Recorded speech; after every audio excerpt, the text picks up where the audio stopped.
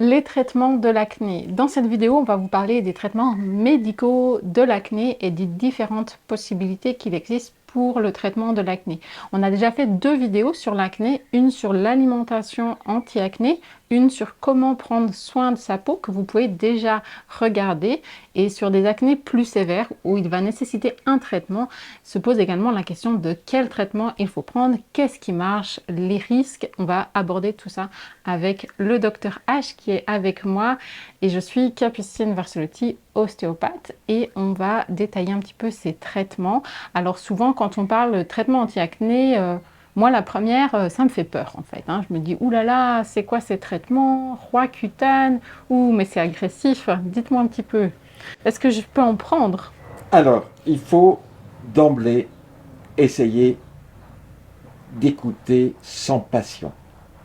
Parce que je sais qu'il y a les pour, il y a les contre, il y a des gens qui ont des idées, mais le mieux c'est encore de s'informer et de se former. Alors, écoutez-moi, vous pouvez écouter d'autres personnes bien entendu, mais ce que je dis, je pense, est assez raisonnable.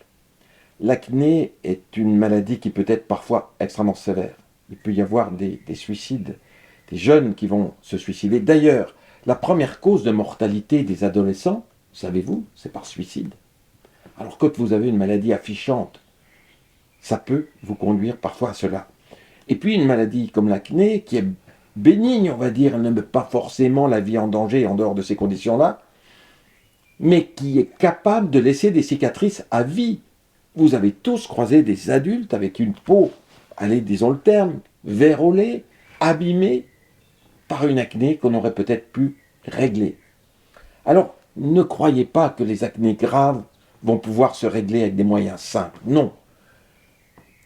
La médecine nous a appris qu'il fallait parfois des médicaments, bien entendu. Nous ne pourrions pas vivre comme nous le faisons actuellement jusqu'à 85 ans sans médicaments. Pas plus que nous ne pourrions vivre sans carrelage dans notre salle de bain. Parce que combien de personnes, Capucines, sont mortes en allant aux toilettes dans la petite cabane au fond du jardin. Donc le modernisme a ses qualités, mais il a aussi ses défauts. Et donc nous, médecins, nous sommes là pour essayer de faire une balance entre ce qui est bénéfique et ce qui n'est pas bénéfique. Et c'est pour ça qu'on vous a fait cette série de vidéos sur l'acné, c'est-à-dire que vous allez voir qu'on peut effectivement modifier son alimentation, on peut prendre soin de sa peau et on peut aussi prendre des médicaments. Est-ce que vous pouvez nous parler un petit peu du Roaccutane?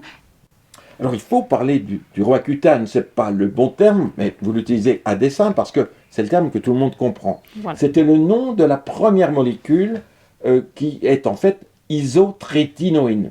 Aujourd'hui, il y a plein de marques, Curacné, Contre-Acné, Procuta, et bien d'autres, excusez-moi pour les marques que je n'aurais pas citées, qui sont toutes des molécules d'isotrétinoïne qui traitent l'acné.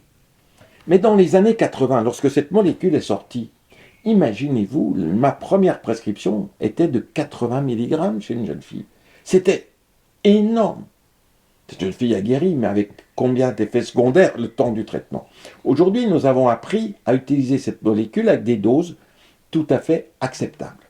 C'est-à-dire des doses de l'ordre de 15 mg, 20 mg par jour, sur une durée de 1 an. Nous avons pu voir en effet, par différentes études, que si vous traitez votre acné comme cela, au bout d'1 mois et demi, il n'y a plus de boutons, mais il va y avoir encore des traces rouges pendant toute l'année qui suit, et ça va être le temps pour la peau de se reconstituer, de corriger les cicatrices. On sait qu'au bout d'1 an, 12 mois de traitement environ, il n'y a quasiment pas de risque de rechute, donc vous êtes guéri presque définitivement et à vie, mais il y a des conditions. Et j'allais dire, les autorités ne nous facilitent pas la tâche. Pourquoi ? Parce que ce médicament, comme bien d'autres, si vous êtes une jeune fille et que vous tombez enceinte, vous avez une chance sur 10 d'avoir un enfant mal formé.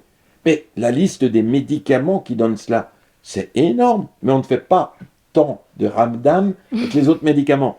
Pourquoi ? Parce que cette molécule s'adresse à des jeunes, et si vous commencez à 14, 15, 16 ans avec une IVG parce que vous avez pris un traitement à mauvais escient, mal conseillé, parce que vous l'avez pris chez votre petite copine qui sortait de chez le dermatologue et qui était contente du traitement, parce que les choses se sont passées comme ça. 300 grossesses par an en France. C'est pas énorme, mais 10% d'entre elles. 30 grossesses, l'enfant pourrait être mal formé. Donc, on prend des précautions, mais énormes. C'est-à-dire que vous devez faire une prise de sang pour vous assurer que vous n'êtes pas enceinte. Le pharmacien ne vous délivrera le médicament que s'il a les résultats de la prise de sang sous les yeux, dans les 48 heures, sinon vous recommencez. Alors que vous avez 14 ans et qu'a priori, il n'y a pas de risque de grossesse, ou lorsque vous êtes ménopausée, voire même religieuse, ça a été le cas, eh bien vous devez quand même faire vos tests de grossesse. C'est comme ça. La règle est la suivante. On n'est pas dans la confiance aux patients. Non, il n'y a plus de confiance aux patients parce que les législateurs ne font pas confiance ni aux patients ni aux médecins. Et donc, ils veulent des preuves, des papiers, des signatures, etc. Si bien que, quand vous venez, vous avez une acné grave, nous allons passer en revue tous les effets secondaires. Vous imaginez la peur que cela peut faire. Une maman qui voit sa fille devoir prendre ce médicament et à qui on annonce toutes des catastrophes, qu'elle n'aura jamais, bien entendu. Parce que de ma vie, j'ai prescrit des centaines et des centaines de fois ce médicament, mais je n'ai jamais eu de problème, sauf une fois. Une forme plus grave d'acné, mais qui est exceptionnelle. En 40 ans d'exercice, à peu près, vous voyez. Et bien sûr, cette poussée, c'est corrigé, c'est traité, on sait le faire. Donc il n'y a pas de problème. Et puis, il y a eu cette histoire des suicides. On a pensé que ce médicament pouvait inciter les jeunes gens à se suicider. Ce qui n'est pas vrai, toutes les études l'ont démenti. Mais il n'y a pas de fumée sans feu, disent les gens. Et cette mauvaise information a laissé des traces. Si bien que nos sociétés savantes ont néanmoins inscrit attention, faites attention, votre enfant ne soit pas dépressif. S'il est dépressif, montrez-le à un pédopsychiatre.